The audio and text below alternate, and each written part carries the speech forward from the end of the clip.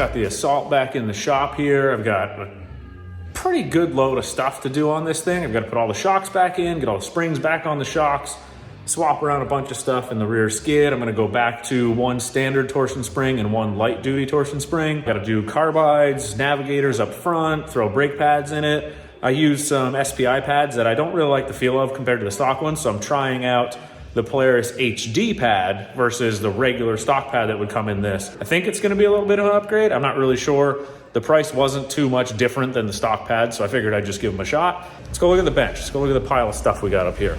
Oh yeah, cross-country spindles. So I got all these shocks back from Andy over at Wenzlaff Performance. All of them are revalved and reworked. We upgraded to this big, beefy cross-country 2-inch rear shock with rebound. Oh, there it is. Rebound and high-low. We threw a high-low adjuster into the front track shock, shortened the KYBs 1/2 inch, so that way when I put the cross-country spindle on, my overall front ride height remains roughly the same as it was before. Now with the rebound control in the rear track shock, I'm gonna be going back to the torsion springs that I just said, you know, standard on one side, light duty on the other. So now that even if it does have a little bit too much spring, I can use the rebound control of the shock to try and slow that down. I got a bunch of work ahead of me tonight, a bunch of work on it tomorrow. Hopefully be able to get out either late tomorrow afternoon or Saturday to go do some testing. So let's get after it.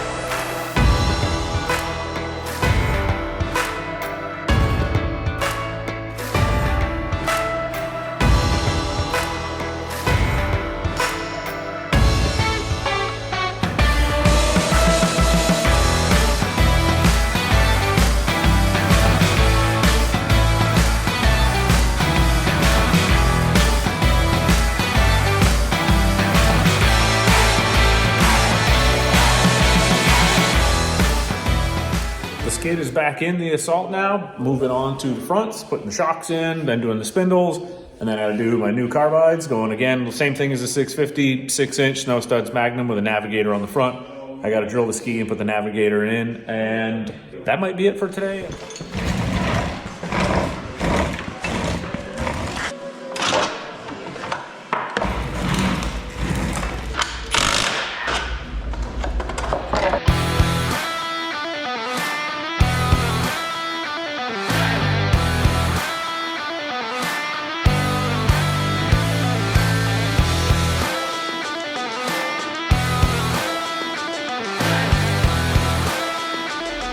Ski carbide time. At some point I'd like to do an entire video on skis and my take on different keel designs and things like that. Again, it's just a matter of having time to go ahead and do it and actually having examples of skis on hand, which right now I don't have many. So another time, hopefully. But anyway, what I'm doing today on these is just replacing the stock 4-inch 3/8 round bar carbide with, that's for a gripper, go. With a set of snow studs Magnums. It's a 1/2-inch host bar with a 6-inch carbide. So we're going with those, this is the exact same setup that I have on the 650, just replicating it onto the Assault now. Snow studs Magnum along with a Woody's Navigator up front. The Navigator's a relatively straightforward install. There's this little trapezoid looking pocket right here in the ski.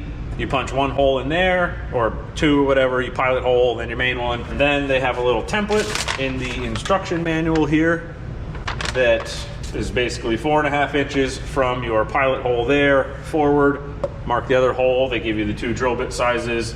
Your rear one is a 5/16, your front is a 7/16. This little tab goes through the front hole and it bolts onto the back side like this. This goes in through the Navigator itself, up through the ski. Little fancy conical washer drops into that trapezoid pocket. Put your nut on, torque it down. That's pretty much it.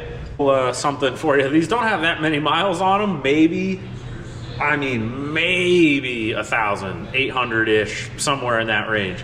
So just kind of more proof that the ProSteer really should be shimmed on the bottom to alleviate that front loading weight that they kind of have from the factory. So when you shim the back of your ski rubber down, puts additional pressure here, which kicks the front of the ski up, which helps to wear this carbide a little bit more evenly. Yeah, that's wild for the miles on these. I don't remember exactly how many because I put them on kind of towards the tail end of the season, but 800 to 1,000 miles is probably my ballpark at most that are on these.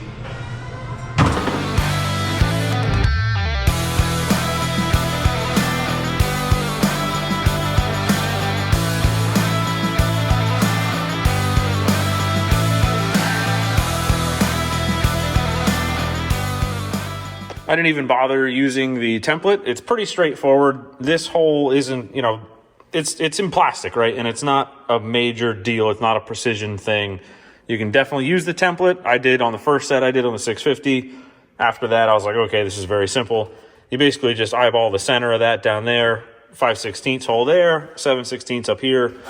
I did pilot drill it 3/16 first. And then off of the first hole, you come forward in the center 4.5 inches, put your other hole there, and that's pretty much it. That's pretty much the Navigator install, really. Punch a couple holes, fish the thing through there, and off you go. End up with a setup kind of like this. If you have a gap here or your ski is really worn, you'll have a much bigger air gap here that will kind of wear and flatten out and conform to the ski a little bit over time when you're riding. The whole purpose of this is essentially this hits the snow first and compacts the snow and creates a new fresh trail for your carbide to then dig into. They really do work and cut down on a lot of the darting. Obviously, if it's super frozen, say you have 30 degrees, the snow gets a lot of moisture, cools off, they groom it, and a temperature drops and say it's 0 the next morning, and you just have that rock solid icy base, you're still going to have some darting, right? It's just kind of inevitable at that point. However, these do make a very big difference in overall darting and overall trail handling. Just something that I picked up from Len Johnson, actually. I rode his sled with these on it and shaper bars with this stock ProSteer ski, and I was really impressed with it. I'm not the biggest, I used to run shapers all the time. I'm not the biggest fan of them anymore. I feel like you can get away with very similar results with a beefy round bar with a little bit more predictability and a little bit more linear curve to your turn, if that makes any sense. The shaper ends up kind of having that little bit of a catch once you get past 30 degrees. A lot of the square carbides have that type of feel to them. It's just kind of the nature of the beast with a square bar that does not want to glide through the snow. It just kind of wants to carve and catch a little bit. So, without digging too crazy deep into that, this is the setup I've been running. Everyone's different. Everyone prefers something different. So yeah, it's all about experimentation and finding the balance that works for you.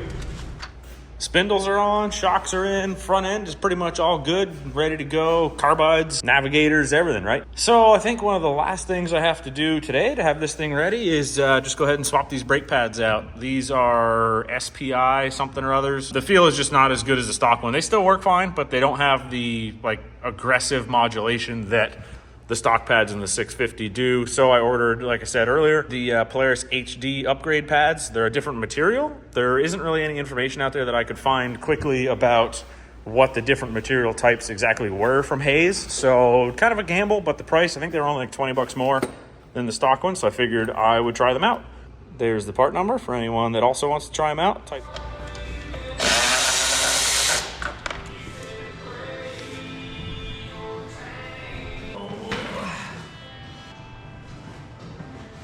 Thing. Prick. Boy, that inner is tighter than Dad's, but it should retract on its own a little bit. Now that inside pad is a little bit tighter than I might, well, it's got play to it, but it's just a whisker tighter than I might want it to be. The lever travel is very minimal.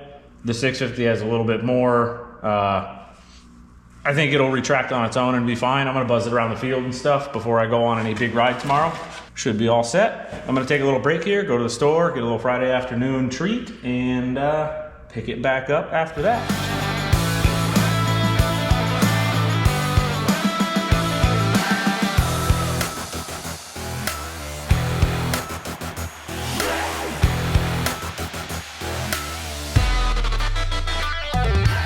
All I've really got left to do on the Assault now before tomorrow is A, fill it up with fuel, which I'll do later when I hook the trailer and everything up. But B is baseline all the front ski shocks here.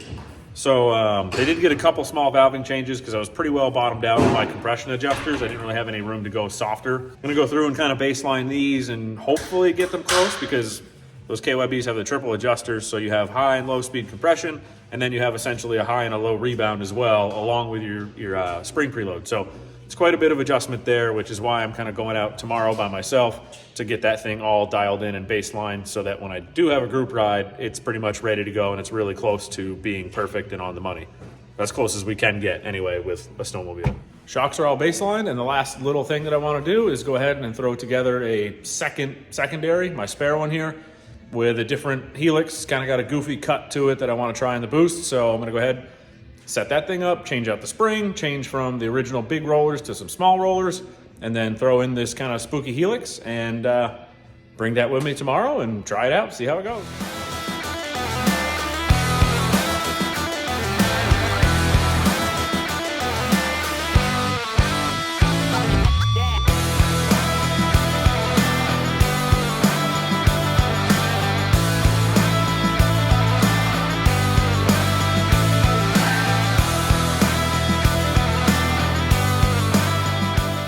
Test mule out, giving it the little shakedown, see how the initial shock baseline is and whatnot.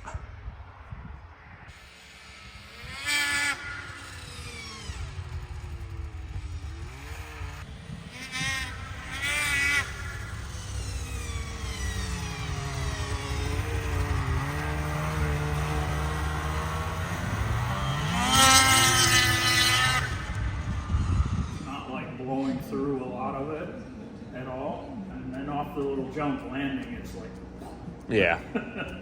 It looked firm. It looked like it. Firm. It's Firm. Yeah. But like I said, that's just a rough baseline, you know. So I'll get it out there tomorrow and see. We'll find out. I mean, that's why I'm going tomorrow. You know, there's so much to try and dial in. I mean, you got 4 adjusters and spring preload. There's not a ton of spring preload adjustment now that the shock's been shortened. Yeah. I can't really take much off. I'm 5 turns in from like getting them assembled, so we'll see how that goes. I can take a little bit out, but when they're hard and firm, they tip like crazy. How would the rear though? How'd the rear feel? Feel fine. Yeah. Maybe a touch firm.